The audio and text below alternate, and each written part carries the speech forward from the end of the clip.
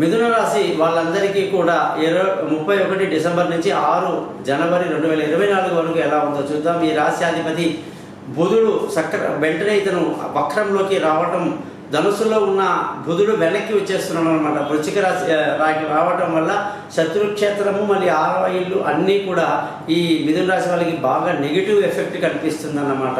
అనుకున్న పని అనుకున్నట్టుగా వెనక్కి జరగటం, మధ్యలో పనులు ఆగిపోవడం లాంటివి జరుగుతాయి. కాబట్టి విష్ణు సహస్రనామాన్ని ఎంత గొప్పగా చదువుకుంటే మీకు అంత మంచిది.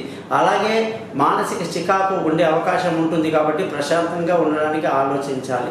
ఇక విలువైన వస్తువులు, భూములు, వాహనాలు ఏదైనా సరే కొనడానికి అంత అనుకూలంగా కనిపించట్లేదు. తల్లి ఆరోగ్యం పట్ల కూడా శ్రద్ధ వహించాల్సి ఉంటుంది.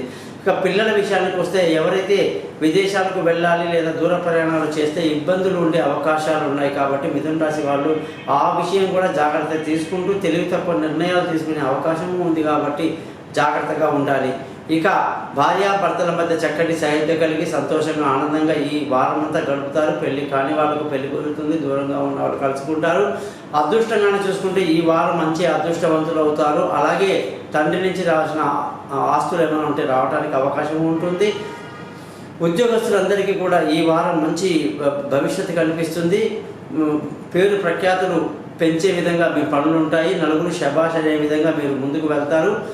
వీసాలు ఏవైనా సరే అప్లై చేసి ఉంటే ఖచ్చితంగా మీకు మంజూరయ్యే అవకాశాలు ఇప్పుడు బాగున్నాయన్నమాట. వ్యాపారస్తుల విషయానికి వస్తే వ్యాపారంలో బాగా లాభాలు ఉండే అవకాశాలు కనిపిస్తున్నాయి. కాబట్టి వ్యాపారస్తులందరూ కూడా సంతోషంగా ఆనందంగా ఈ వారం గడుపుతారు. ఇక ఆరోగ్యపరమైన విషయాల్లో కొంత జాగ్రత్తలు తీసుకోవడం ఈ రాశి వాళ్లకు ఎంతైనా మంచిది.